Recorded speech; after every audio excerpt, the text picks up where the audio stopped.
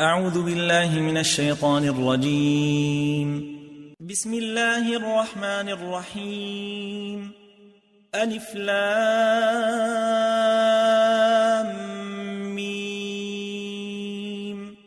ذلك الكتاب لا ريب فيه هدى للمتقين الذين يؤمنون بالغيب ويقيمون الصلاة ومما رزقناهم ينفقون والذين يؤمنون بما أنزل إليك وما أنزل من قبلك وبالآخرة هم يوقنون أولئك على هدى من ربهم وأولئك هم المفلحون إن الذين كفروا سواء عليهم أأنذرتهم أم لم تنذرهم لا يؤمنون ختم الله على قلوبهم وعلى سمعهم وعلى أبصارهم غشاوة ولهم عذاب عظيم ومن الناس من يقول آمنا بالله وباليوم الآخر وما هم بمؤمنين يخادعون الله والذين آمنوا وما يخدعون إلا أنفسهم وما يشعرون في قلوبهم مرض فزادهم الله مرضا ولهم عذاب أليم بما كانوا يكذبون وإذا قيل لهم لا تفسدوا في الأرض قالوا إنما نحن مصلحون ألا إنهم هم المفسدون ولكن لا يشعرون وإذا قيل لهم آمنوا كما آمن الناس قالوا أنؤمن كما آمن السفهاء ألا إنهم هم السفهاء ولكن لا يعلمون وإذا لقوا الذين آمنوا قالوا آمنا وإذا خلوا إلى شياطينهم قالوا إنا معكم إنما نحن مستهزئون الله يستهزئ بهم ويمدهم في طغيانهم يعمهون أولئك الذين اشتروا الضلالة بالهدى فما ربحت تجارتهم وما كانوا مهتدين مثلهم كمثل الذي استوقد نارا فلما أضاءت ما حوله ذهب الله بنورهم وتركهم في ظلمات لا يبصرون صم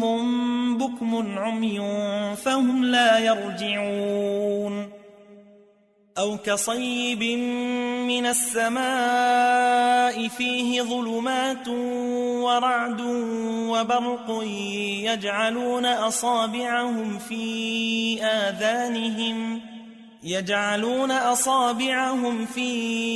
آذانهم من الصواعق حذر الموت والله محيط بالكافرين يكاد البرق يخطف أبصارهم كلما أضاء لهم مشوا فيه وإذا أظلم عليهم قاموا ولو شاء الله لذهب بسمعهم وأبصارهم إن الله على كل شيء قدير يا أيها الناس اعبدوا ربكم الذي خلقكم والذين من قبلكم لعلكم تتقون الذي جعل لكم الأرض فراشا والسماء بناء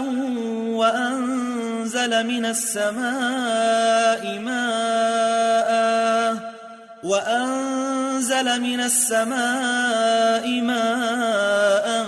فأخرج به من الثمرات رزقا لكم فلا تجعلوا لله أندادا وأنتم تعلمون وإن كنتم في ريب مما نزلنا على عبدنا فأتوا بسورة من مثله وادعوا شهداءكم من دون الله إن كنتم صادقين فإن لم تفعلوا ولن تفعلوا فاتقوا النار التي وقودها الناس والحجارة أعدت للكافرين وبشر الذين آمنوا وعملوا الصالحات أن لهم جنات تجري من تحتها الأنهار كلما رزقوا منها من ثمرة رزقا قالوا هذا الذي رزقنا من قبل وأتوا به متشابها ولهم فيها أزواج مطهرة وهم فيها خالدون إن الله لا يستحيي أن يضرب مثلا ما بعوضة فما فوقها فأما الذين آمنوا فيعلمون أنه الحق من ربهم وأما الذين كفروا فيقولون ماذا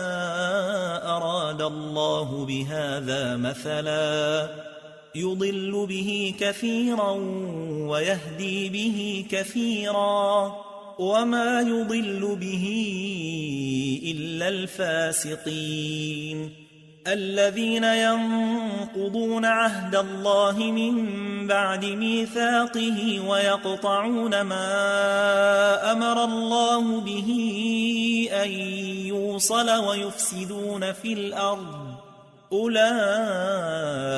هم الخاسرون كيف تكفرون بالله وكنتم أمواتا فأحياكم ثم يميتكم ثم يحييكم ثم إليه ترجعون هو الذي خلق لكم ما في الأرض جميعا ثم استوى إلى السماء فسواهن 7 سماوات وهو بكل شيء عليم وإذ قال ربك للملائكة إني جاعل في الأرض خليفة قالوا أتجعل فيها من يفسد فيها ويسفك الدماء ونحن نسبح بحمدك ونقدس لك قال إني أعلم ما لا تعلمون وعلم آدم الأسماء كلها ثم عرضهم على الملائكة فقال أنبئوني بأسماء هؤلاء إن كنتم صادقين قالوا سبحانك لا علم لنا إلا ما علمتنا إنك أنت العليم الحكيم قال يا آدم أنبئهم بأسمائهم فلما أنبأهم بأسمائهم قال ألم أقل لكم إني أعلم غيب السماوات والأرض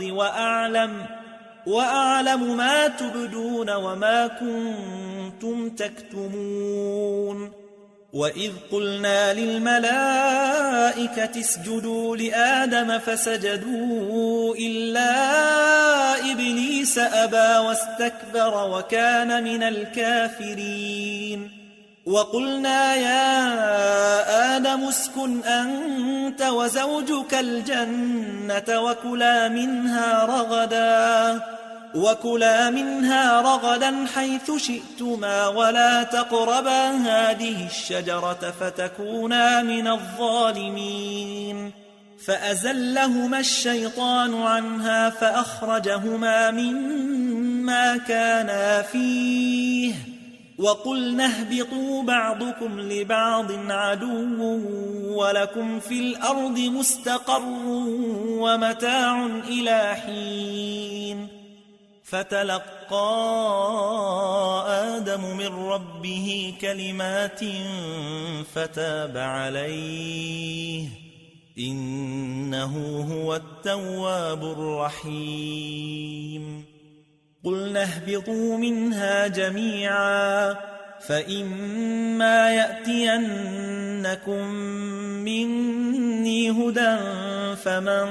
تبع هداي فلا خوف عليهم ولا هم يحزنون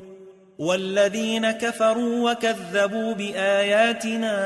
أولئك أصحاب النار هم فيها خالدون يا بني إسرائيل اذكروا نعمتي التي أنعمت عليكم وأوفوا بعهدي أوف بعهدكم وإياي فارهبون وآمنوا بما أنزلت مصدقا لما معكم ولا تكونوا أول كافر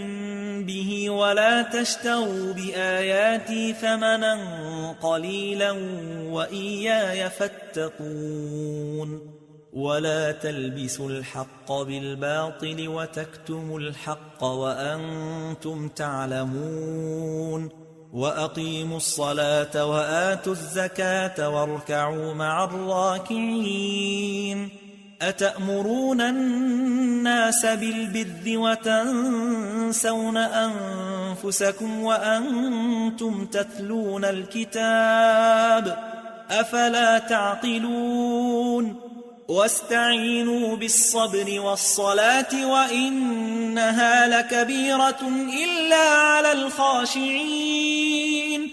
الذين يظنون أنهم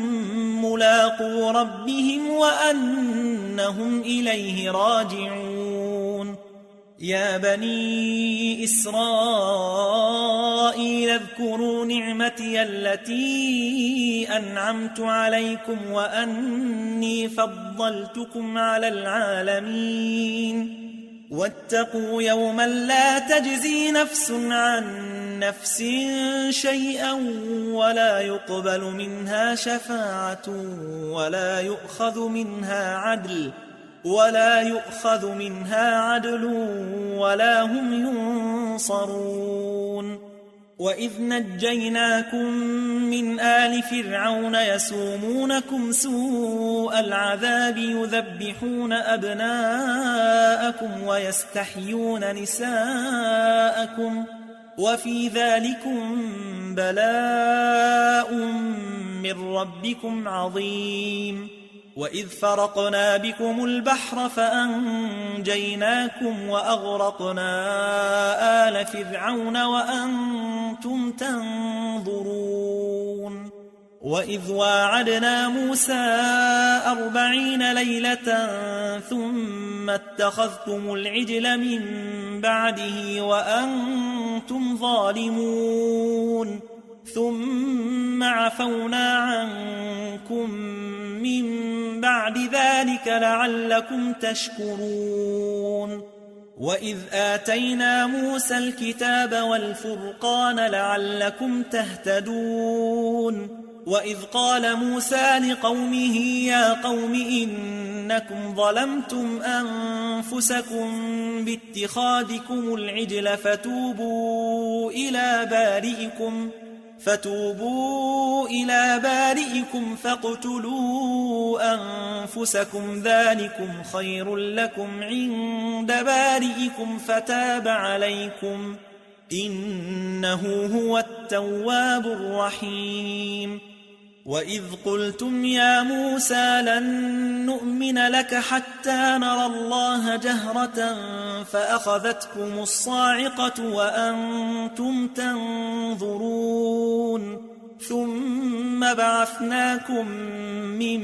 بعد موتكم لعلكم تشكرون وظللنا عليكم الغمام وأنزلنا عليكم المن والسلوى كلوا من طيبات ما رزقناكم وما ظلمونا ولكن كانوا أنفسهم يظلمون وإذ قلنا ادخلوا هذه القرية فكلوا منها حيث شئتم رغدا وادخلوا الباب سجدا وقولوا حطة نغفر لكم خطاياكم وسنزيد المحسنين فبدل الذين ظلموا قولا غير الذي قيل لهم فأنزلنا على الذين ظلموا رجزا من السماء بما كانوا يفسقون وإذ استسقى موسى لقومه فقلنا اضرب بعصاك الحجر فانفجرت منه 12 عينا قد علم كل أناس مشربهم كلوا واشربوا من رزق الله ولا تعثوا في الأرض مفسدين وإذ قلتم يا موسى لن نصبر على طعام واحد فادع لنا ربك يخرج لنا مما تنبت الأرض من بقلها وقثائها وفومها وعدسها وبصلها قال أتستبدلون الذي هو أدنى بالذي هو خير اهبطوا مصرا فإن لكم ما سألتم وضربت عليهم الذلة والمسكنة وباءوا بغضب من الله ذلك بأنهم كانوا يكفرون بآيات الله ويقتلون النبيين بغير الحق ذلك بما عصوا وكانوا يعتدون إن الذين آمنوا والذين هادوا والنصارى والصابئين من آمن بالله واليوم الآخر وعمل صالحا فلهم أجرهم عند ربهم ولا خوف عليهم ولا هم يحزنون وإذ أخذنا ميثاقكم ورفعنا فوقكم الطور خذوا ما آتيناكم بقوة واذكروا ما فيه لعلكم تتقون ثم توليتم من بعد ذلك فلولا فضل الله عليكم ورحمته لكنتم من الخاسرين ولقد علمتم الذين اعتدوا منكم في السبت فقلنا لهم كونوا قردة خاسئين فجعلناها نكالا لما بين يديها وما خلفها وموعظة للمتقين وإذ قال موسى لقومه إن الله يأمركم أن تذبحوا بقرة قالوا أتتخذنا هزوا قال أعوذ بالله أن أكون من الجاهلين قالوا ادع لنا ربك يبين لنا ما هي قال إنه يقول إنها بقرة لا فارض ولا بكر عوان بين ذلك فافعلوا ما تؤمرون قالوا ادع لنا ربك يبين لنا ما لونها قال إنه يقول إنها بقرة صفراء فاقع لونها تسر الناظرين قالوا ادع لنا ربك يبين لنا ما هي إن البقرة شابه علينا وإنا إن شاء الله لمهتدون قال إنه يقول إنها بقرة لا ذلول تثير الأرض ولا تسقي الحرث مسلمة لا شية فيها قالوا الآن جئت بالحق فذبحوها وما كانوا يفعلون وإذ قتلتم نفسا فادارأتم فيها والله مخرج ما كنتم تكتمون فقلنا اضربوه ببعضها كذلك يحيي الله الموتى ويريكم آياته لعلكم تعقلون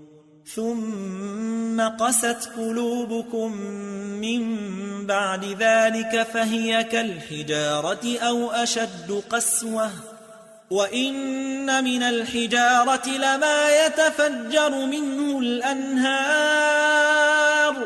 وإن منها لما يشقق فيخرج منه الماء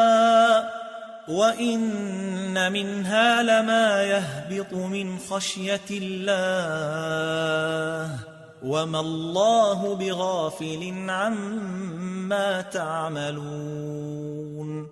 أفتطمعون أن يؤمنوا لكم وقد كان فريق منهم يسمعون كلام الله ثم يحرفونه من بعد ما عقلوه وهم يعلمون وإذا لقوا الذين آمنوا قالوا آمنا وإذا خلا بعضهم إلى بعض قالوا أتحدثونهم بما فتح الله عليكم ليحاجوكم به عند ربكم أفلا تعقلون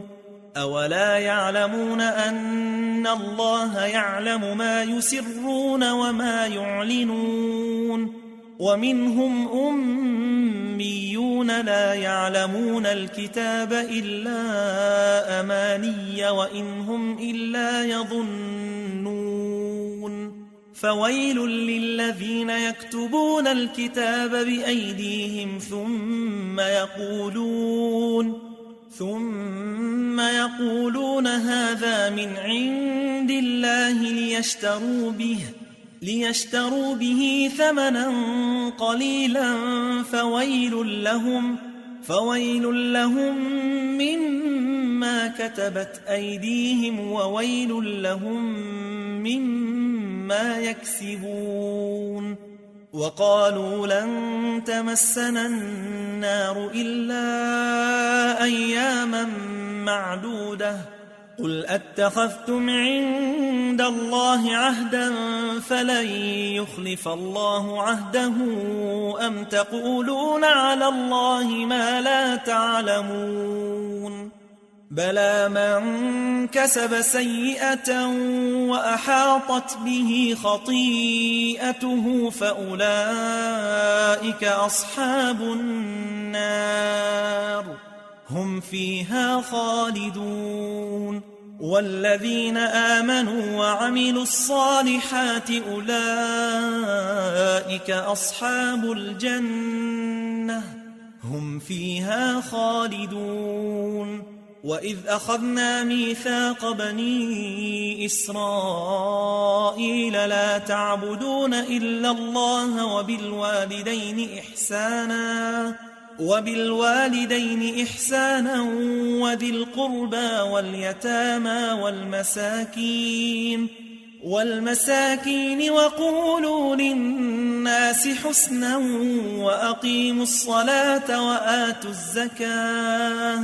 وأقيموا الصلاة وآتوا الزكاة ثم توليتم إلا قليلا منكم وأنتم معرضون وإذ أخذنا ميثاقكم لا تسفكون دماءكم ولا تخرجون أنفسكم من دياركم ثم أقررتم وأنتم تشهدون ثم أنتم هؤلاء تقتلون أنفسكم وتخرجون فريقا منكم من ديارهم تظاهرون عليهم بالإثم والعدوان وإن يأتوكم أسارى تفادوهم وهو محرم عليكم إخراجهم أفتؤمنون ببعض الكتاب وتكفرون ببعض فما جزاء من يفعل ذلك منكم إلا خزي في الحياة الدنيا ويوم القيامة يردون إلى أشد العذاب وما الله بغافل عما تعملون أولئك الذين اشتروا الحياة الدنيا بالآخرة فلا يخفف عنهم العذاب ولا هم ينصرون ولقد آتينا موسى الكتاب وقفينا من بعده بالرسل وآتينا عيسى ابن مريم البينات وأيدناه بروح القدس أفكلما جاءكم رسول بما لا تهوى أنفسكم استكبرتم ففريقا كذبتم وفريقا تقتلون وقالوا قلوبنا غلف بل لعنهم الله بكفرهم فقليلا ما يؤمنون ولما جاءهم كتاب من عند الله مصدق لما معهم وكانوا من قبل يستفتحون على الذين كفروا فلما جاءهم ما عرفوا كفروا به فلعنة الله على الكافرين بئس ما اشتروا به أنفسهم أن يكفروا بما أنزل الله بغيا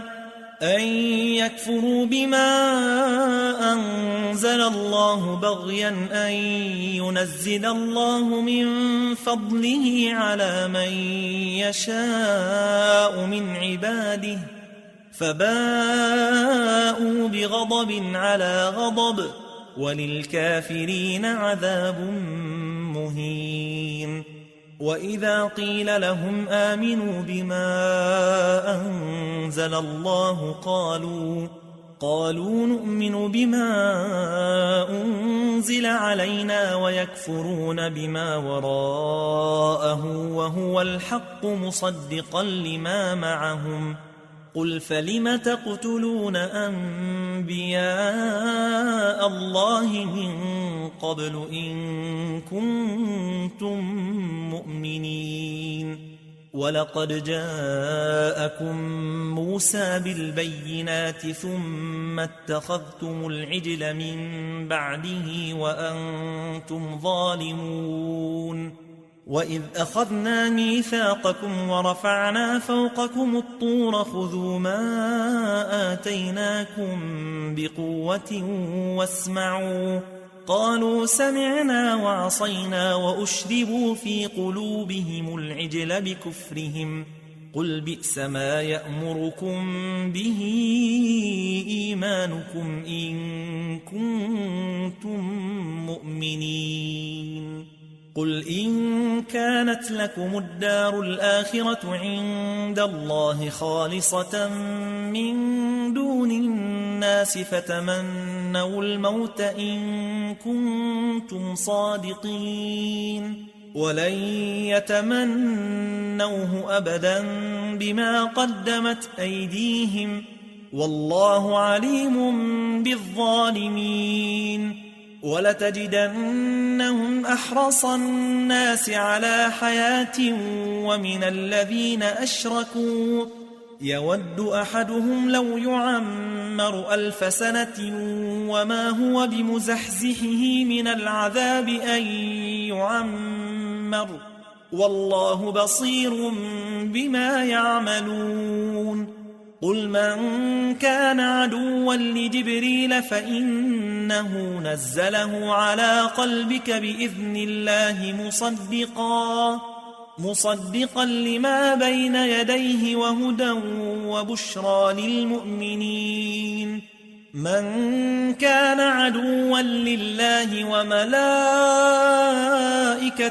ورسله وجبريل وميكال فإن الله عدو للكافرين ولقد أنزلنا إليك آيات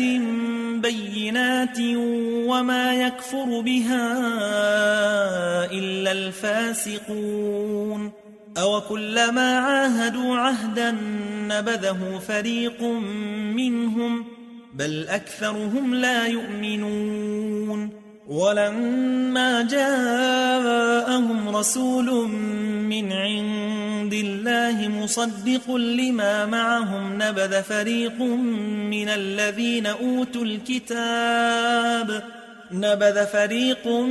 من الذين أوتوا الكتاب كتاب الله وراء ظهورهم كأنهم لا يعلمون واتبعوا ما تتلو الشياطين على ملك سليمان وما كفر سليمان ولكن الشياطين كفروا يعلمون الناس السحر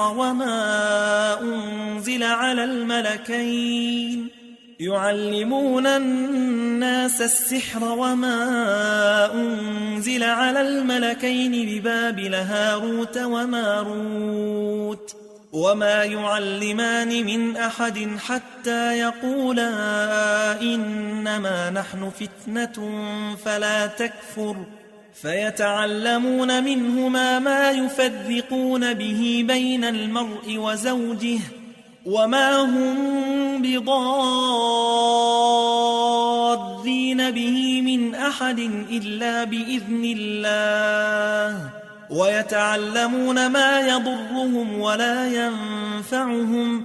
ولقد علموا لمن اشتراه ما له في الآخرة من خلاق ولبئس ما شروا به أنفسهم لو كانوا يعلمون ولو أنهم آمنوا واتقوا لمثوبة من عند الله خير لو كانوا يعلمون يا أيها الذين آمنوا لا تقولوا راعنا وقولوا انظرنا واسمعوا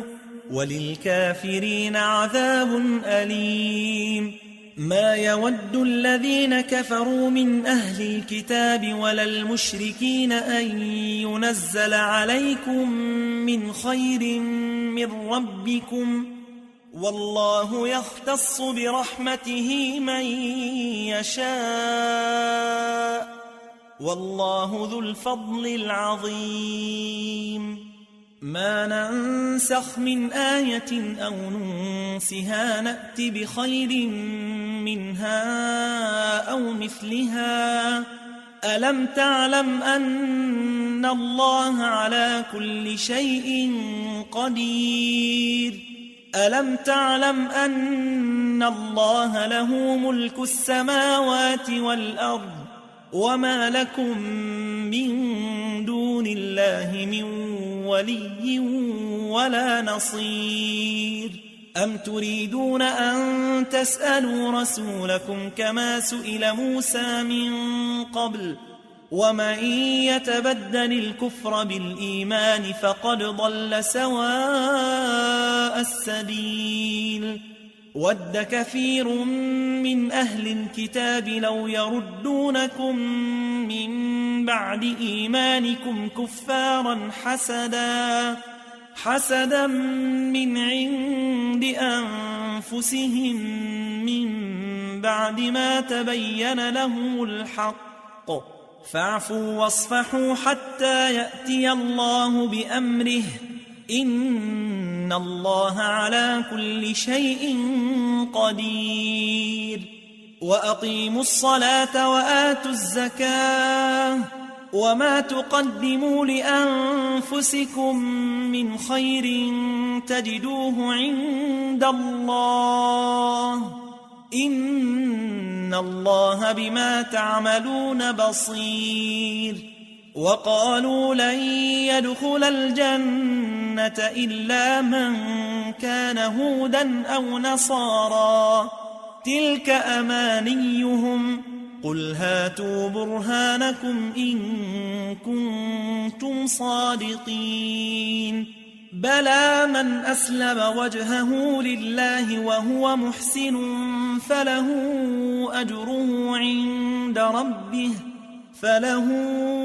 أجره عند ربه ولا خوف عليهم ولا هم يحزنون وقالت اليهود ليست النصارى على شيء وقالت النصارى ليست اليهود على شيء وهم يتلون الكتاب كذلك قال الذين لا يعلمون مثل قولهم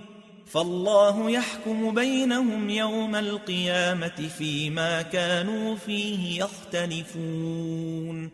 ومن أظلم ممن منع مساجد الله أن يذكر فيها اسمه وسعى في خرابها أولئك ما كان لهم أن يدخلوها إلا خائفين لهم في الدنيا خزي ولهم في الآخرة عذاب عظيم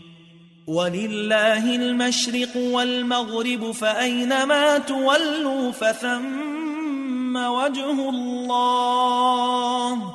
إن الله واسع عليم وقالوا اتخذ الله ولدا سبحانه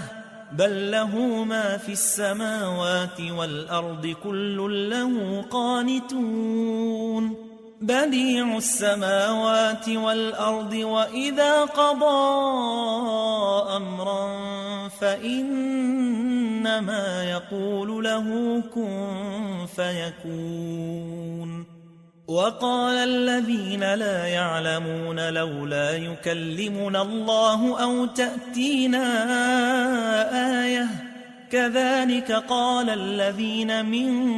قبلهم مثل قولهم تشابهت قلوبهم قد بينا الآيات لقوم يوقنون إنا أرسلناك بالحق بشيرا ونذيرا ولا تسأل عن أصحاب الجحيم ولن ترضى عنك اليهود ولا النصارى حتى تتبع ملتهم قل إن هدى الله هو الهدى ولئن اتبعت أهواءهم بعد الذي جاءك من العلم ما لك من الله من ولي ولا نصير الذين آتيناهم الكتاب يتلونه حق تلاوته أولئك يؤمنون به ومن يكفر به فأولئك هم الخاسرون يا بني إسرائيل اذكروا نعمتي التي أنعمت عليكم وأني فضلتكم على العالمين واتقوا يوما لا تجزي نفس عن نفس شيئا ولا يقبل منها عدل ولا تنفعها شفاعة ولا هم ينصرون وإذ ابتلى إبراهيم ربه بكلمات فأتمهن قال إني جاعلك للناس إماما قال ومن ذريتي قال لا ينال عهد الظالمين وإذ جعلنا البيت مثابة للناس وأمنا واتخذوا من مقام إبراهيم مصلى وعهدنا إلى إبراهيم وإسماعيل أن طهرا بيتي للطائفين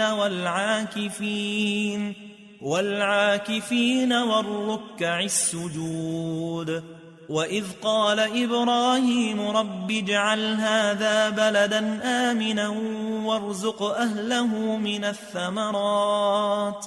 وارزق أهله من الثمرات من آمن منهم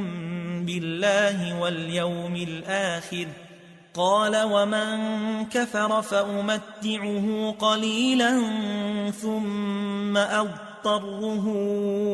إلى عذاب النار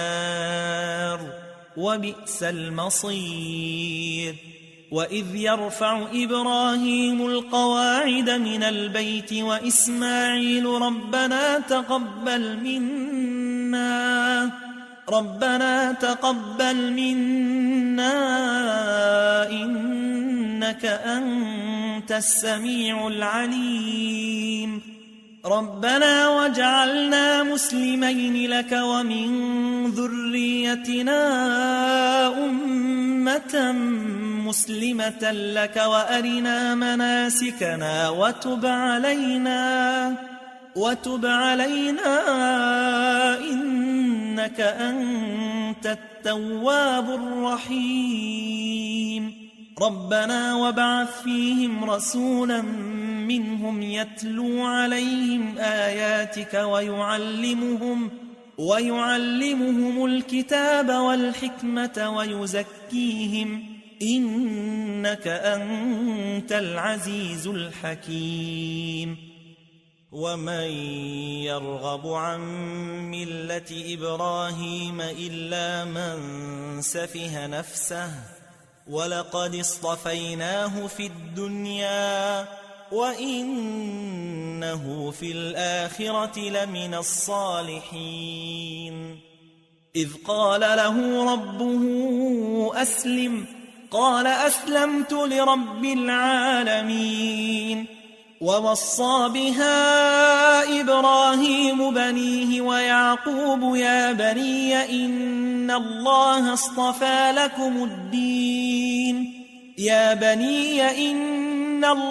اصطفى لكم الدين فلا تموتن إلا وأنتم مسلمون أم كنتم شهداء إذ حضر يعقوب الموت إذ قال لبنيه ما تعبدون من بعدي قالوا نعبد إلهك وإله آبائك إبراهيم وإسماعيل وإسحاق إلها واحدا ونحن له مسلمون تلك أمة قد خلت لها ما كسبت ولكم ما كسبتم ولا تسألون عما كانوا يعملون وقالوا كونوا هودا أو نصارى تهتدوا قل بل ملة إبراهيم حنيفا وما كان من المشركين قولوا آمنا بالله وما أنزل إلينا وما أنزل إلى إبراهيم وإسماعيل وإسحاق ويعقوب والأسباط وما أوتي موسى وعيسى وما أوتي النبيون من ربهم لا نفرق بين أحد منهم ونحن له مسلمون فإن آمنوا بمثل ما آمنتم به فقد اهتدوا وإن تولوا فإنما هم في شقاق فسيكفيكهم الله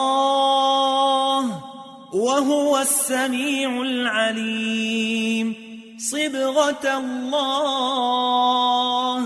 صبغة الله ومن أحسن من الله صبغة ونحن له عابدون قل أتحاجوننا في الله وهو ربنا وربكم ولنا أعمالنا ولكم أعمالكم ونحن له مخلصون أم تقولون إن إبراهيم وإسماعيل وإسحاق ويعقوب والأسباط كانوا هودا أو نصارى قل أأنتم أعلم أم الله ومن أظلم ممن كتم شهادة عنده من الله وما الله بغافل عما تعملون تلك أمة قد خلت لها ما كسبت ولكم ما كسبتم ولا تسألون عما كانوا يعملون سيقول السفهاء من الناس ما ولاهم عن قبلتهم التي كانوا عليها قل لله المشرق والمغرب يهدي من يشاء إلى صراط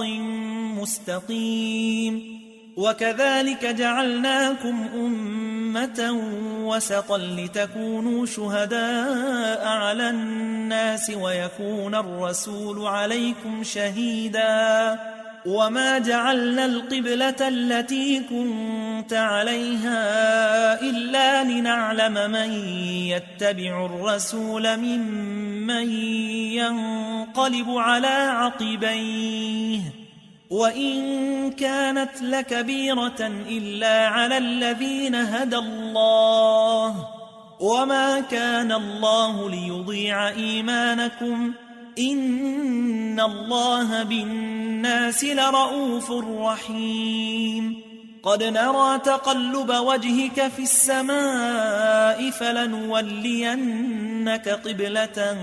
ترضاها فول وجهك شطر المسجد الحرام وحيث ما كنتم فولوا وجوهكم شطره وإن الذين أوتوا الكتاب ليعلمون أنه الحق من ربهم وما الله بغافل عما يعملون ولئن أتيت الذين أوتوا الكتاب بكل آية ما تبعوا قبلتك وما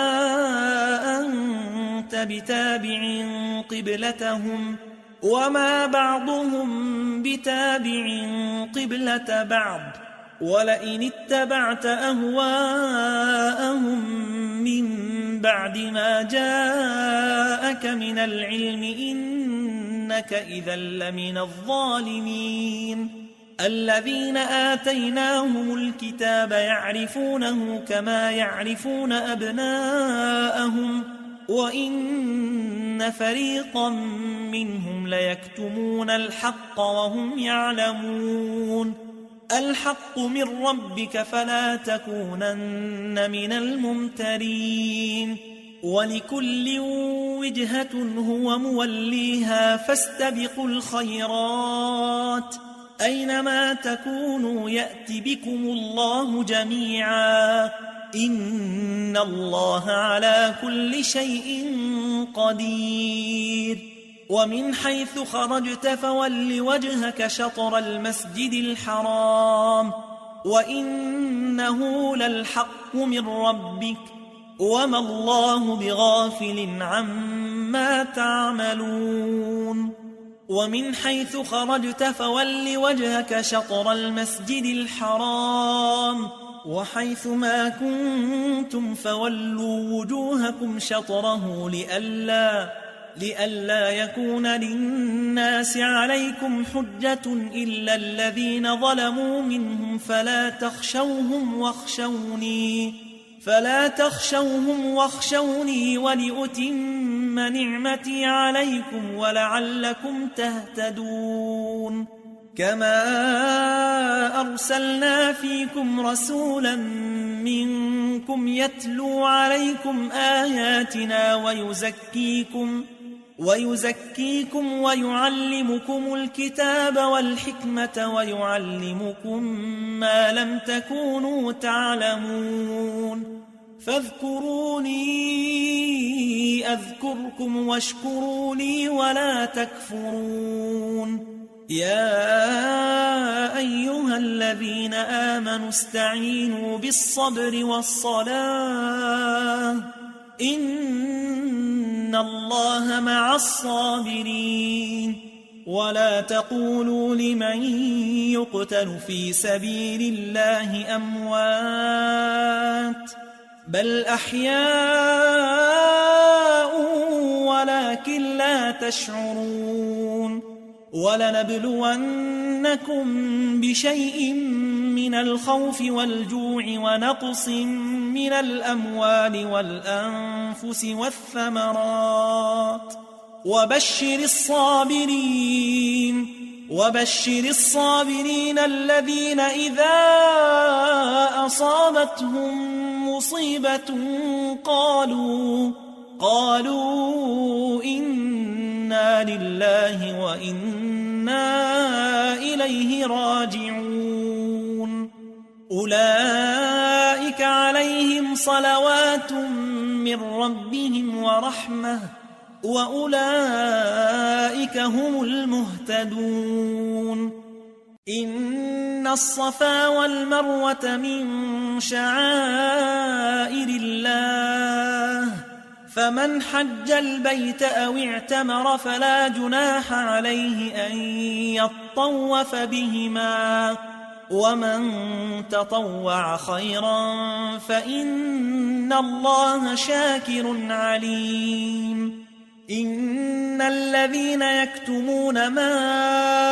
أنزلنا من البينات والهدى من بعد ما بيناه للناس في الكتاب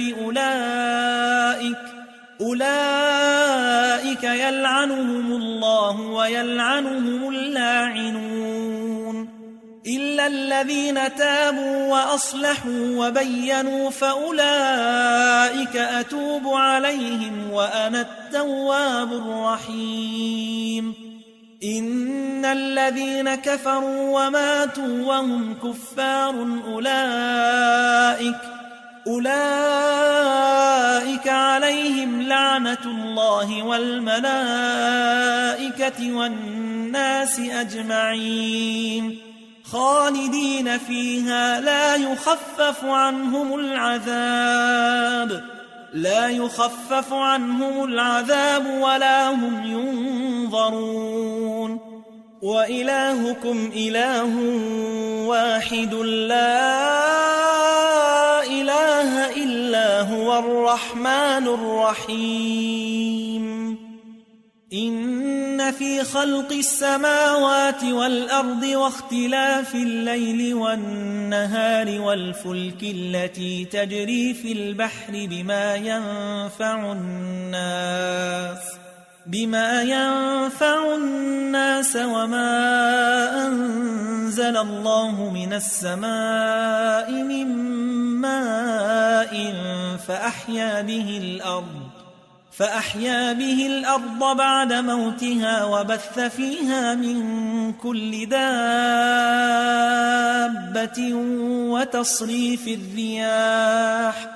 وتصريف الرياح والسحاب المسخر بين السماء والأرض لآيات لقوم يعقلون ومن الناس من يتخذ من دون الله أندادا يحبونهم كحب الله والذين آمنوا أشد حبا لله ولو يرى الذين ظلموا إذ يرون العذاب أن القوة لله جميعا وأن الله شديد العذاب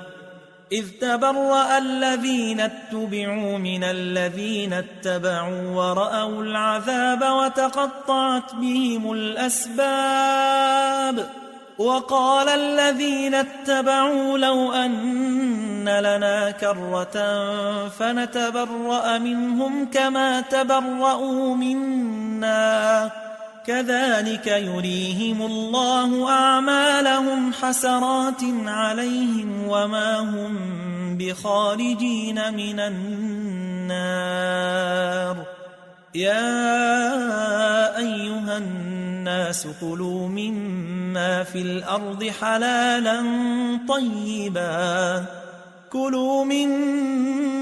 الأرض حلالا طيبا ولا تتبعوا خطوات الشيطان إنه لكم عدو مبين إنما يأمركم بالسوء والفحشاء وأن تقولوا على الله ما لا تعلمون وإذا قيل لهم اتبعوا ما أنزل الله قالوا بل نتبع ما ألفينا عليه آباءنا أولو كان آباؤهم لا يعقلون شيئا ولا يهتدون ومثل الذين كفروا كمثل الذي ينعق بما لا يسمع إلا دعاء ونداء صم بكم عمي فهم لا يعقلون يا أيها الذين آمنوا كلوا من طيبات ما رزقناكم واشكروا لله إن كنتم إياه تعبدون إنما حرم عليكم الميتة والدم ولحم الخنزير وما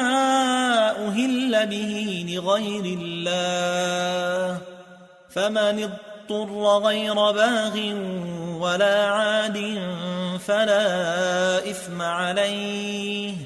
إن الله غفور رحيم إن الذين يكتمون ما أنزل الله من الكتاب ويشترون به ثمنا قليلا أولئك ما يأكلون في بطونهم إلا النار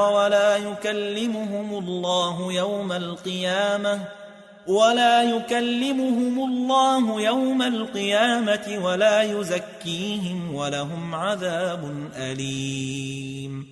أولئك الذين اشتروا الضلالة بالهدى والعذاب بالمغفرة فما أصبرهم على النار ذلك بأن الله نزل الكتاب بالحق وإن الذين اختلفوا في الكتاب لفي شقاق بعيد ليس البر أن تولوا وجوهكم قبل المشرق والمغرب ولكن البر من آمن بالله واليوم الآخر والملائكة والكتاب والنبيين وآتى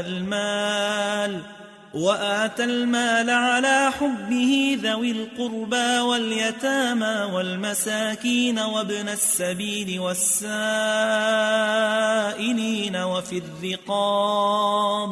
وفي الرقاب وأقام الصلاة وآتى الزكاة والموفون بعهدهم إذا عاهدوا والصابرين في البأساء والضراء وحين البأس أولئك الذين صدقوا وأولئك هم المتقون يا أيها الذين آمنوا كتب عليكم القصاص في القتلى الحر بالحر والعبد بالعبد والأنثى بالأنثى فمن عفي له من أخيه شيء فاتباع بالمعروف وأداء إليه بإحسان ذلك تخفيف من ربكم ورحمة فمن اعتدى بعد ذلك فله عذاب أليم ولكم في القصاص حياة يا أولي الألباب لعلكم تتقون كتب عليكم إذا حضر أحدكم الموت إن ترك خيرا الوصية للوالدين والأقربين بالمعروف حقا على المتقين فمن بدله بعدما سمعه فإنما إثمه على الذين يبدلونه إن الله سميع عليم فمن خاف من موص جنفا أو إثما فأصلح بينهم فلا إثم عليه إن الله غفور رحيم يا أيها الذين آمنوا كتب عليكم الصيام كما كتب على الذين من قبلكم لعلكم تتقون أياما معدودات فمن كان منكم مريضا أو على سفر فعدة من أيام أخر وعلى الذين يطيقونه فدية طعام مسكين فمن تطوع خيرا فهو خير له وأن تصوموا خير لكم إن كنتم تعلمون شهر رمضان الذي أنزل فيه القرآن هدى للناس وبينات من الهدى والفرقان فمن شهد منكم الشهر فليصمه ومن كان مريضا أو على سفر فعدة من أيام أخر يريد الله بكم اليسر ولا يريد بكم العسر ولتكملوا العدة ولتكبروا الله على ما هداكم ولعلكم تشكرون وإذا سألك عبادي عني فإني قريب أجيب دعوة الداع إذا دعاني فليستجيبوا لي وليؤمنوا بي لعلهم يرشدون أحل لكم ليلة الصيام الرفث إلى نسائكم هن لباس لكم وأنتم لباس لهن علم الله أنكم كنتم تختانون أنفسكم فتاب عليكم وعفى عنكم فالآن باشروهن وابتغوا ما كتب الله لكم وكلوا واشربوا حتى يتبين لكم الخيط الأبيض من الخيط الأسود من الفجر ثم أتموا الصيام إلى الليل ولا تباشروهن وأنتم عاكفون في المساجد تلك حدود الله فلا تقربوها كذلك يبين الله آياته للناس لعلهم يتقون ولا تأكلوا أموالكم بينكم بالباطل وتدلوا بها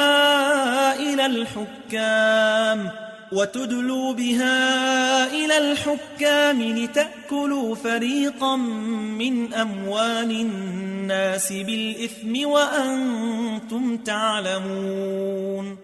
يسألونك عن الأهلة قل هي مواقيت للناس والحج وليس البر بأن تأتوا البيوت من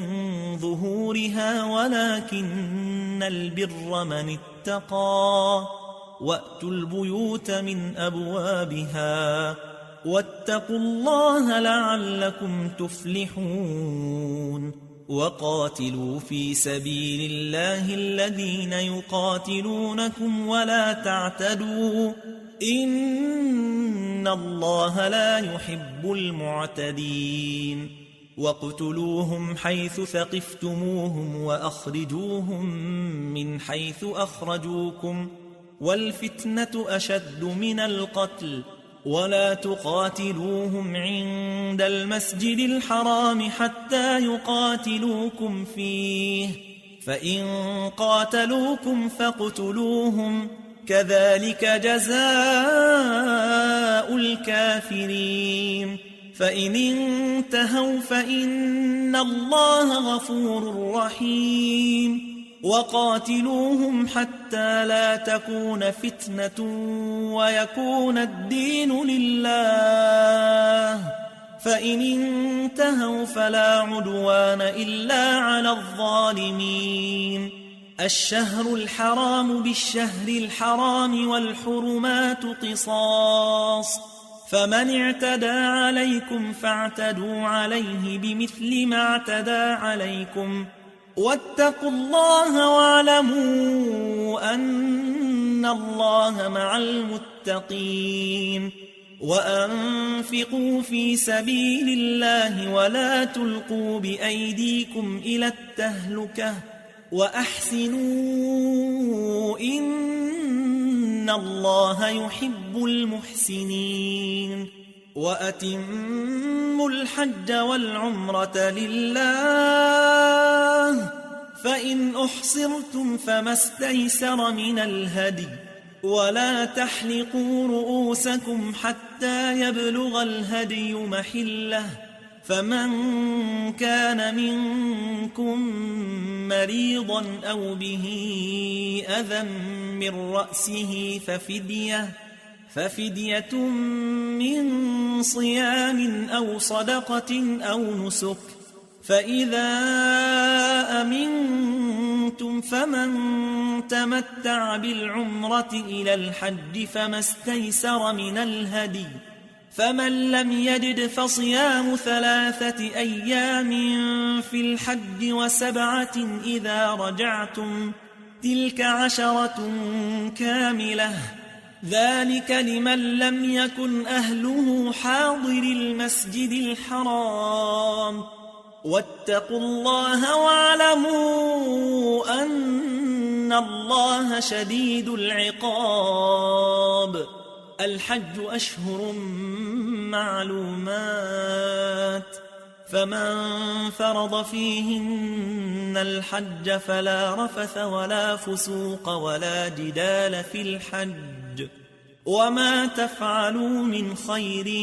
يعلمه الله وتزودوا فإن خير الزاد التقوى واتقون يا أولي الألباب ليس عليكم جناح أن تبتغوا فضلا من ربكم فإذا أفضتم من عرفات فاذكروا الله عند المشعر الحرام واذكروه كما هداكم وإن كنتم من قبله لمن الضالين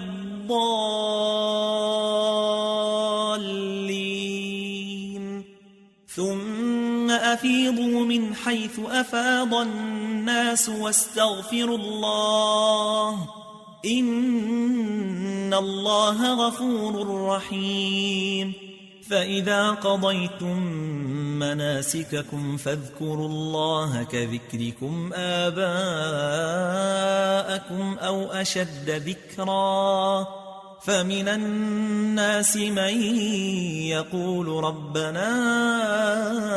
آتنا في الدنيا وما له في الآخرة من خلاق ومنهم من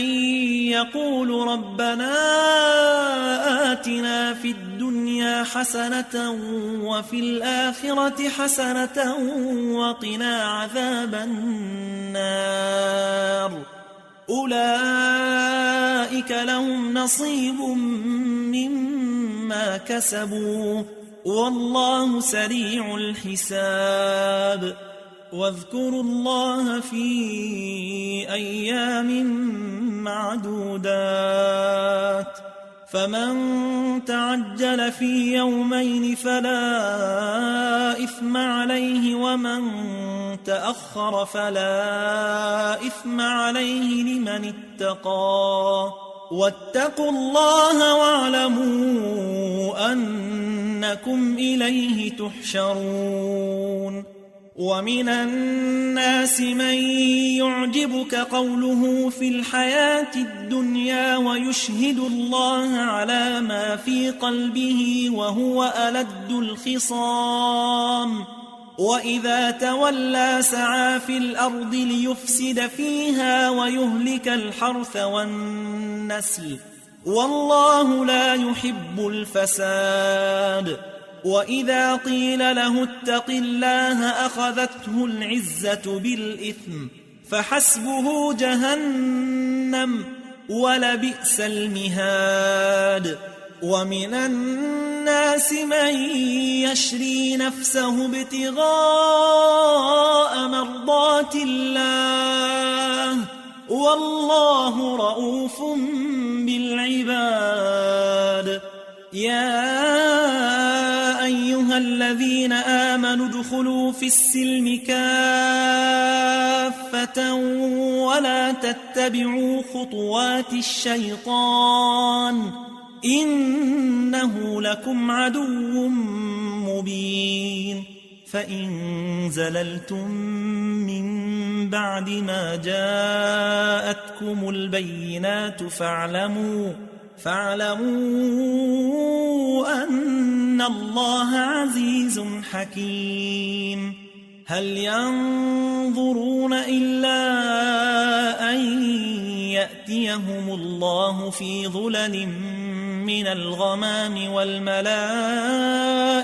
وقضي الأمر وإلى الله ترجع الأمور سل بني إسرائيل كم آتيناهم من آية بينة ومن يبدل نعمة الله من بعد ما جاءته فإن الله شديد العقاب زين للذين كفروا الحياة الدنيا ويسخرون من الذين آمنوا والذين اتقوا فوقهم يوم القيامة والله يرزق من يشاء بغير حساب كان الناس أمة واحدة فبعث الله النبيين مبشرين ومنذرين وأنزل معهم الكتاب بالحق ليحكم بين الناس فيما اختلفوا فيه وما اختلف فيه إلا الذين أوتوه من بعد ما جاءتهم البينات بغيا بينهم فهدى الله الذين آمنوا لما اختلفوا فيه من الحق بإذنه والله يهدي من يشاء إلى صراط مستقيم أم حسبتم أن تدخلوا الجنة ولما يأتكم مثل الذين خلوا من قبلكم مستهم البأساء والضراء وزلزلوا حتى يقول الرسول والذين آمنوا معه متى نصر الله ألا إن نصر الله قريب يسألونك ماذا ينفقون قل ما أنفقتم من خير فللوالدين والأقربين واليتامى والمساكين وابن السبيل وما تفعلوا من خير فإن الله به عليم كتب عليكم القتال وهو كره لكم وعسى أن تكرهوا شيئا وهو خير لكم وعسى أن تحبوا شيئا وهو شر لكم والله يعلم وأنتم لا تعلمون يسألونك عن الشهر الحرام قتال فيه قل قتال فيه كبير وصد عن سبيل الله وكفر به والمسجد الحرام وإخراج أهله منه أكبر عند الله والفتنة أكبر من القتل ولا يزالون يقاتلونكم حتى يردوكم عن دينكم إن استطاعوا ومن يرتد منكم عن دينه فيمت وهو كافر فأولئك حبطت أعمالهم في الدنيا والآخرة وأولئك أصحاب النار هم فيها خالدون إن الذين آمنوا والذين هاجروا وجاهدوا في سبيل الله أولئك يرجون رحمة الله والله غفور رحيم يسألونك عن الخمر والميسر قل فيهما إثم كبير ومنافع للناس وإثمهما أكبر من نفعهما ويسألونك ماذا ينفقون قل العفو كذلك يبين الله لكم الآيات لعلكم تتفكرون في الدنيا والآخرة ويسألونك عن اليتامى قل إصلاح لهم خير وإن تخالطوهم فإخوانكم والله يعلم المفسد من المصلح ولو شاء الله لأعنتكم إن الله عزيز حكيم ولا تنكحوا المشركات حتى يؤمنوا ولأمة مؤمنة خير من مشركة ولو أعجبتكم ولا تنكحوا المشركين حتى يؤمنوا ولعبد مؤمن خير من مشرك ولو أعجبكم أولئك يدعون إلى النار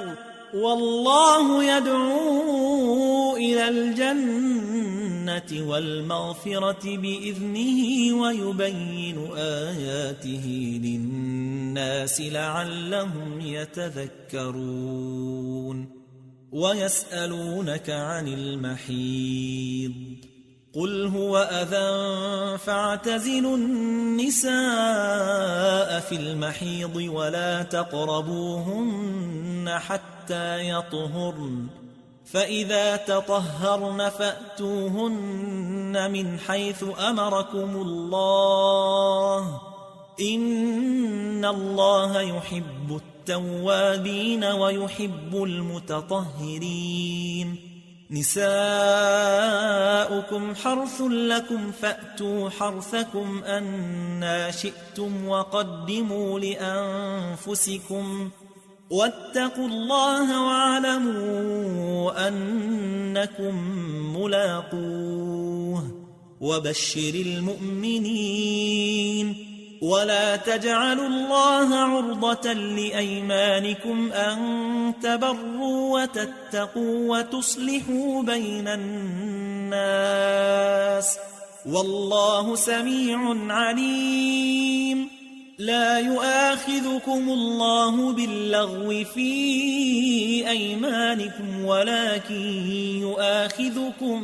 بما كسبت قلوبكم والله غفور حليم للذين يؤلون من نسائهم تربص 4 أشهر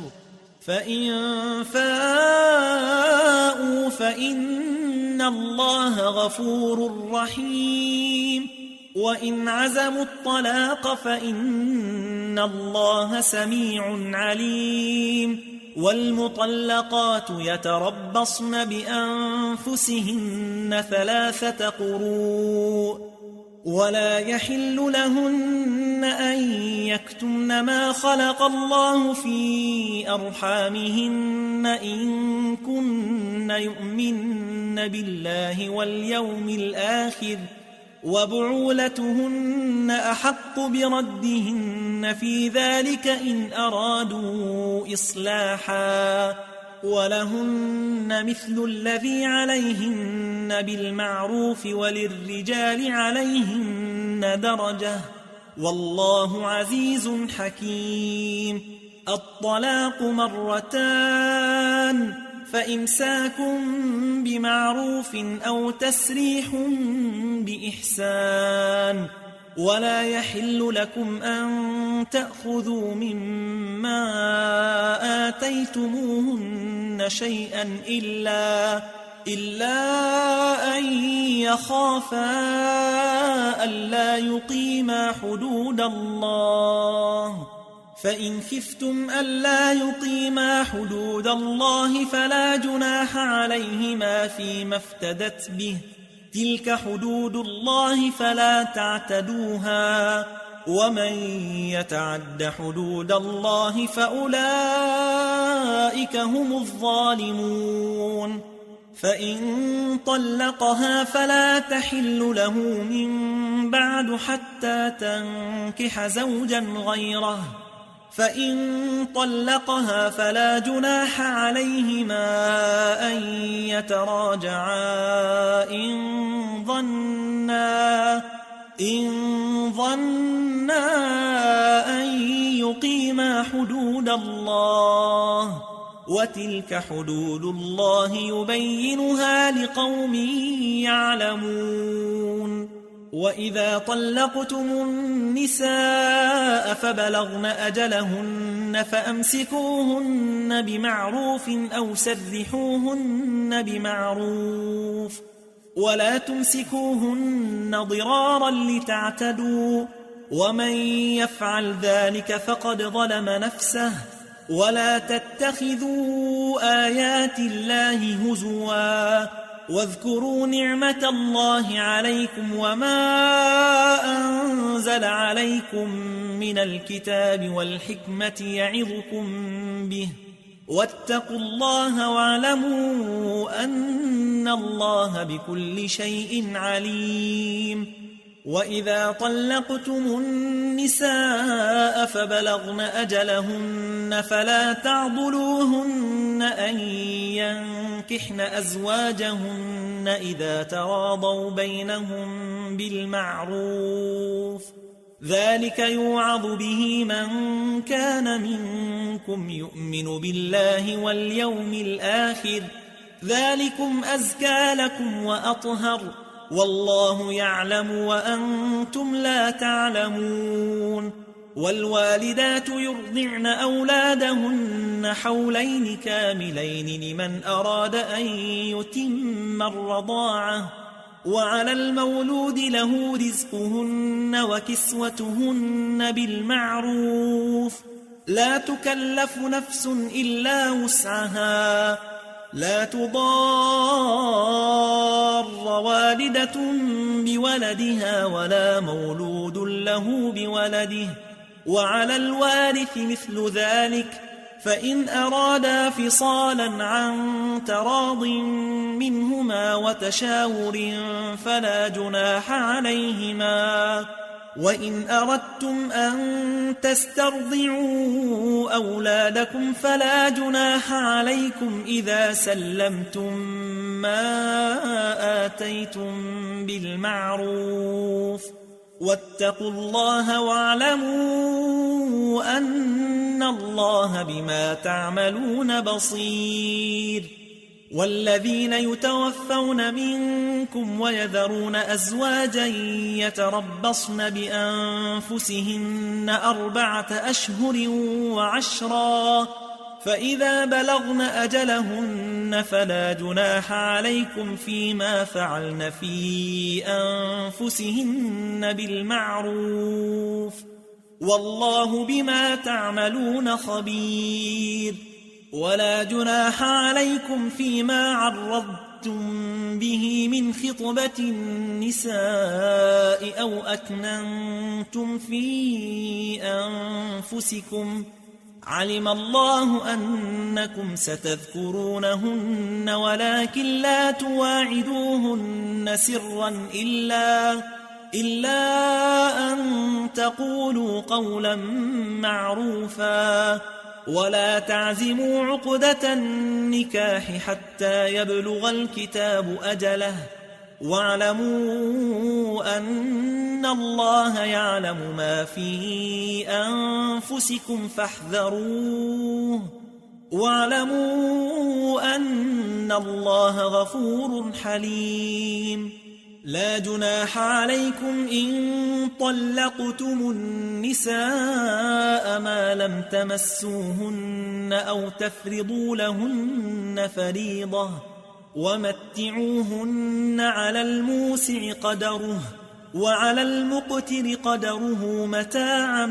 بالمعروف حقا على المحسنين. وإن طلقتموهن من قبل أن تمسوهن وقد فرضتم لهن فريضة فنصف ما فرضتم إلا أن يعفون أو يعفو الذي بيده عقدة النكاح، وأن تعفوا أقرب للتقوى، ولا تنسوا الفضل بينكم إن الله بما تعملون بصير. حافظوا على الصلوات والصلاة الوسطى وقوموا لله قانتين. فإن خفتم فرجالا أو ركبانا فإذا أمنتم فاذكروا الله كما علمكم ما لم تكونوا تعلمون. والذين يتوفون منكم ويذرون أزواجا وصية لأزواجهم متاعا إلى الحول غير إخراج، فإن خرجن فلا جناح عليكم فيما فعلن في أنفسهن من معروف والله عزيز حكيم. وللمطلقات متاع بالمعروف حقا على المتقين كذلك يبين الله لكم آياته لعلكم تعقلون. ألم تر إلى الذين خرجوا من ديارهم وهم ألوف حذر الموت فقال لهم الله موتوا ثم أحياهم إن الله لذو فضل على الناس ولكن أكثر الناس لا يشكرون. وقاتلوا في سبيل الله واعلموا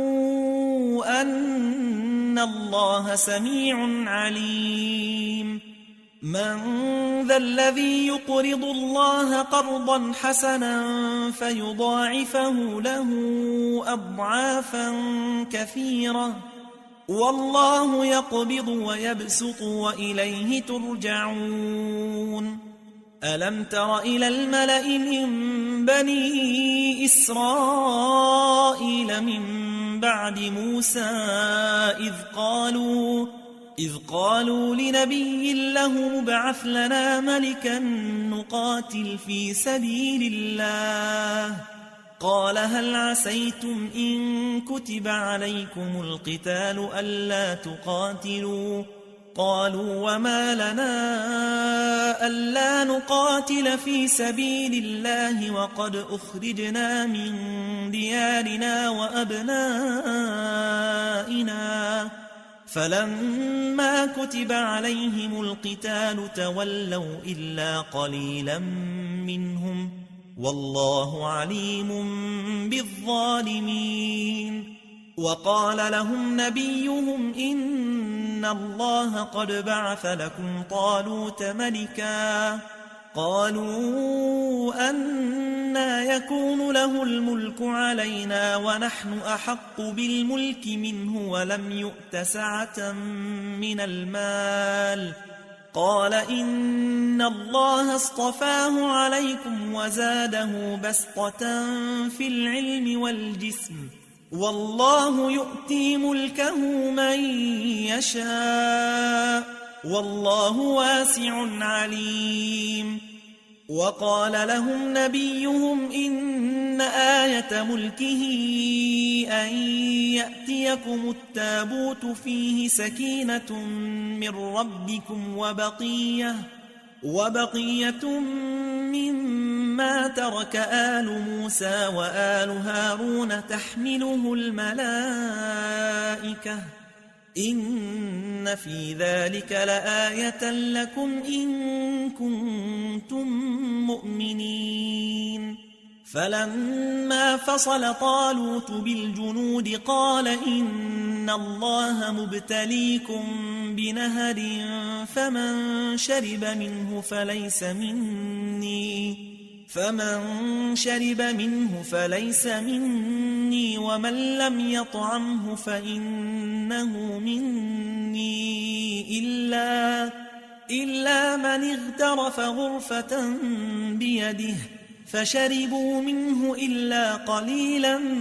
منهم فلما جاوزه هو والذين آمنوا معه قالوا لا طاقة لنا اليوم بجالوت وجنوده قال الذين يظنون أنهم ملاقو الله كم من فئة قليلة غلبت فئة كثيرة بإذن الله والله مع الصابرين. ولما برزوا لجالوت وجنوده قالوا ربنا أفرغ علينا صبرا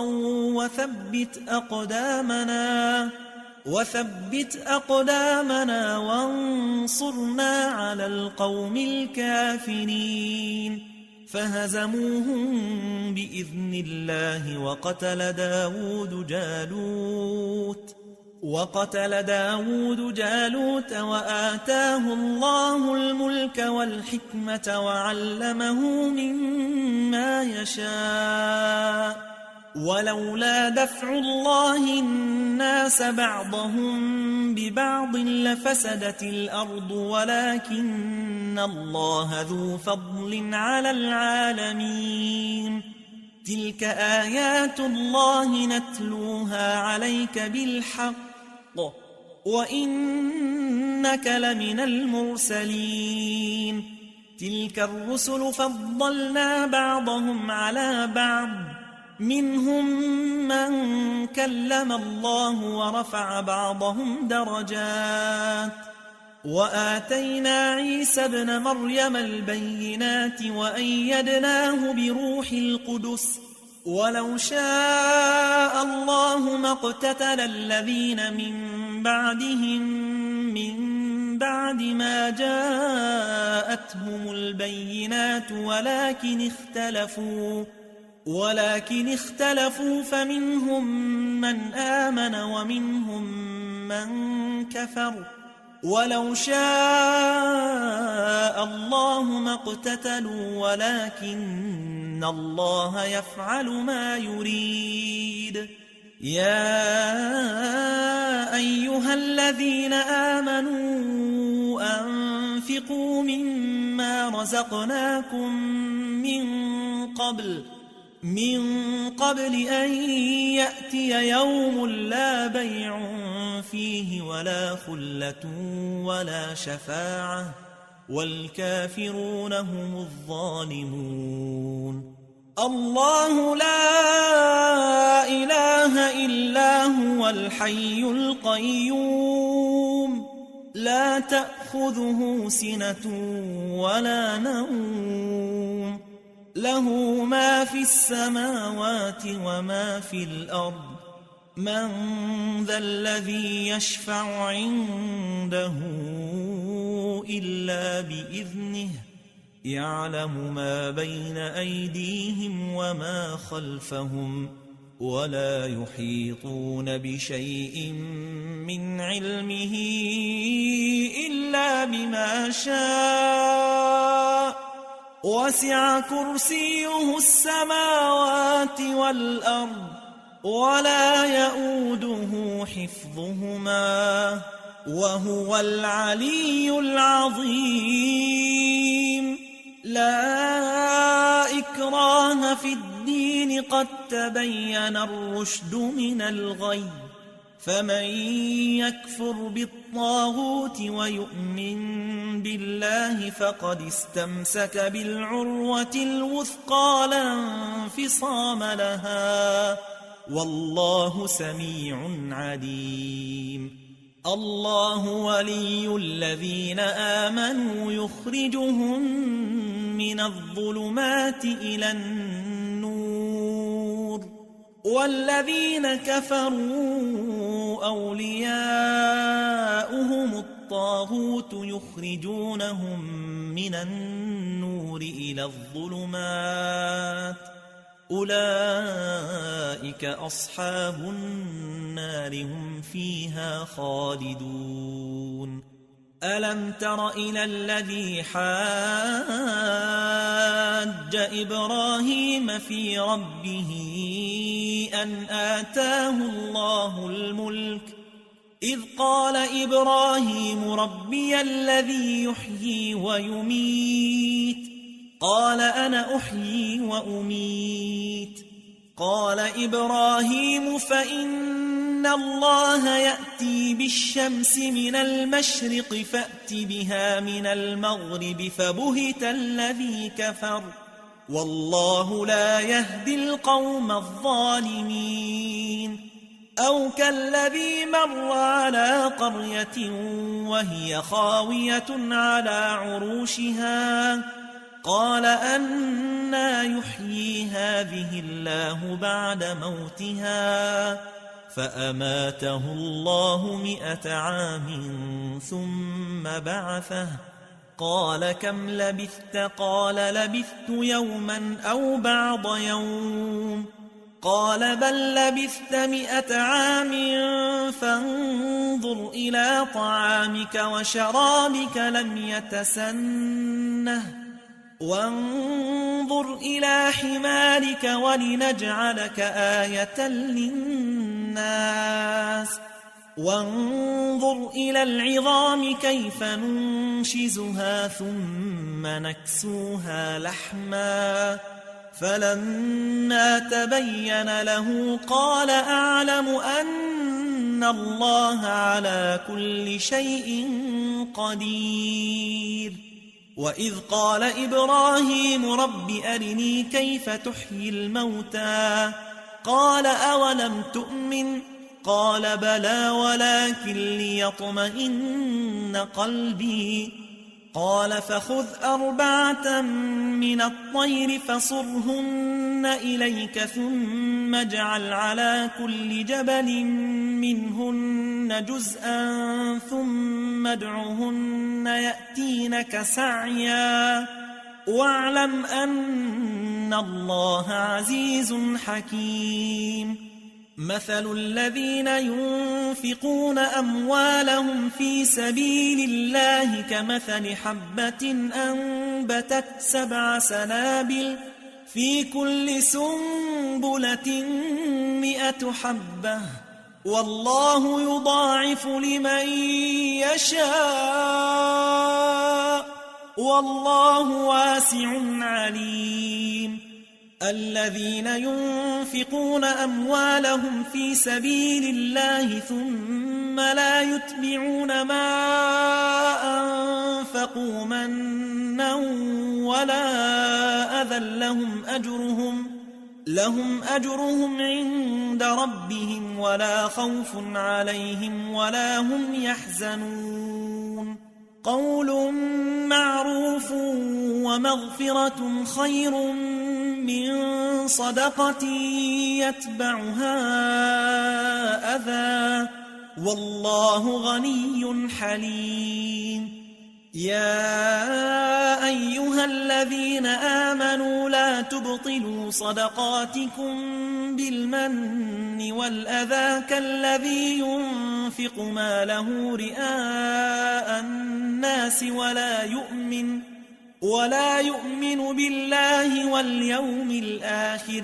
فمثله كمثل صفوان عليه تراب فأصابه وابل فتركه صلدا لا يقدرون على شيء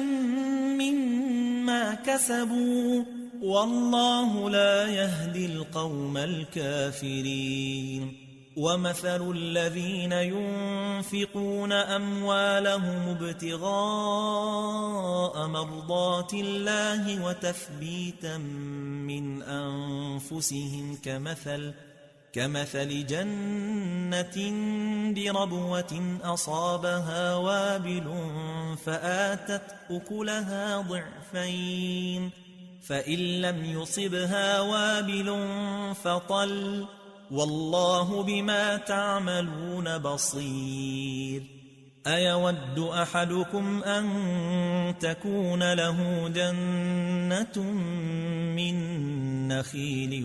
وأعناب تجري من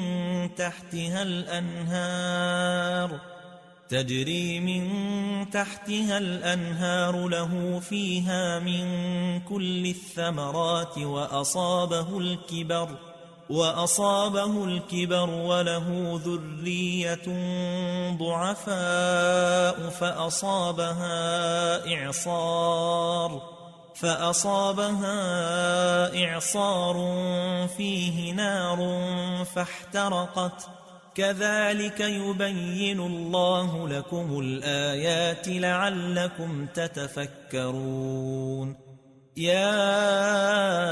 أيها الذين آمنوا أنفقوا من طيبات ما كسبتم ومما أخرجنا لكم من الأرض ولا تيمموا الخبيث منه تنفقون ولستم بآخذيه إلا أن تغمضوا فيه واعلموا أن الله غني حميد. الشيطان يعدكم الفقر ويأمركم بالفحشاء والله يعدكم مغفرة منه وفضلا والله واسع عليم. يؤتي الحكمة من يشاء ومن يؤت الحكمة فقد أوتي خيرا كثيرا وما يذكر إلا أولو الألباب. وما أنفقتم من نفقة أو نذرتم من نذر فإن الله يعلمه وما للظالمين من أنصار. إن تبدوا الصدقات فنعما هي وإن تخفوها وتؤتوها الفقراء فهو خير لكم ويكفر عنكم من سيئاتكم والله بما تعملون خبير. ليس عليك هداهم ولكن الله يهدي من يشاء وما تنفقوا من خير فلأنفسكم وما تنفقون إلا ابتغاء وجه الله وما تنفقوا من خير يوفى إليكم وأنتم لا تظلمون. للفقراء الذين أحصروا في سبيل الله لا يستطيعون ضربا في الأرض يحسبهم الجاهل أغنياء من التعفف تعرفهم بسيماهم لا يسألون الناس إلحافا وما تنفقوا من خير فإن الله به عليم. الذين ينفقون أموالهم بالليل والنهار سرا وعلانية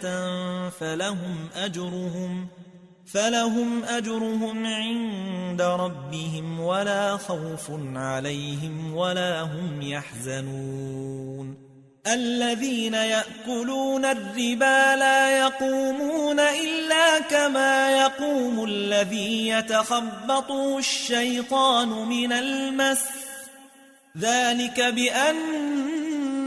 قالوا إنما البيع مثل الربا وأحل الله البيع وحرم الربا فمن جاءه موعظة من ربه فانتهى فله ما سلف وأمره إلى الله ومن عاد فأولئك أصحاب النار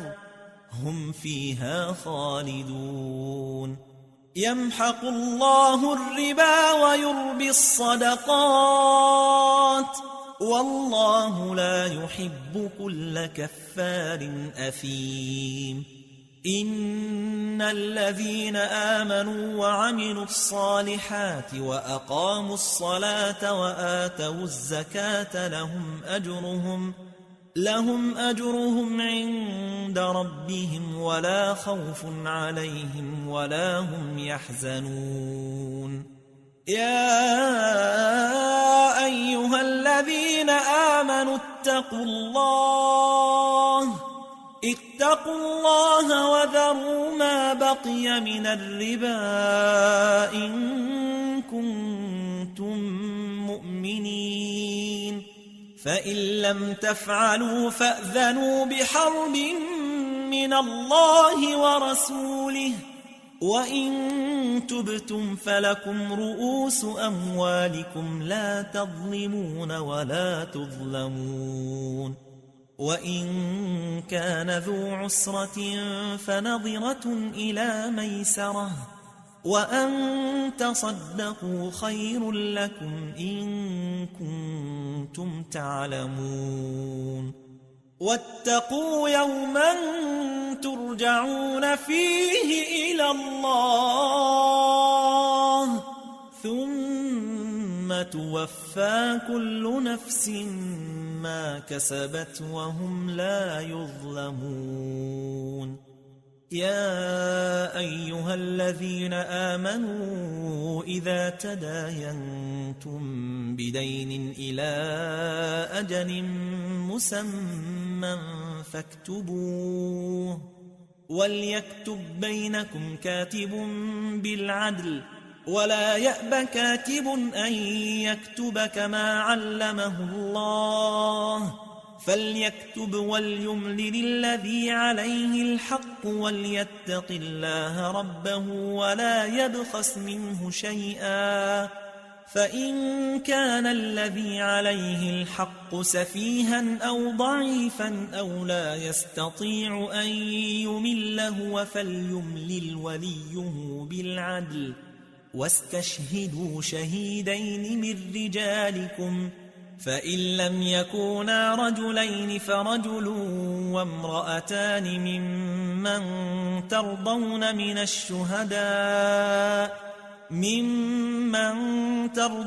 من الشهداء أن تضل إحداهما فتذكر إحداهما الأخرى ولا يأبى الشهداء إذا ما دعوا ولا تسأموا أن تكتبوه صغيرا أو كبيرا إلى أجله ذلكم أقسط عند الله وأقوم للشهادة وأدنى ألا ترتابوا إلا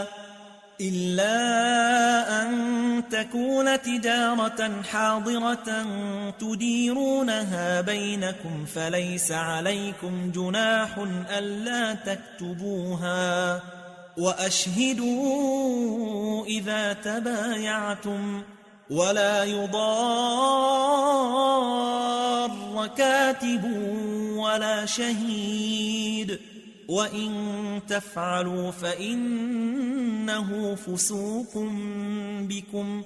واتقوا الله ويعلمكم الله والله بكل شيء عليم وإن كنتم على سفر ولم تجدوا كاتبا فرهان مقبوضة فإن أمن بعضكم بعضا فليؤدي الذي اؤتمن أمانته وليتق الله ربه ولا تكتموا الشهادة ومن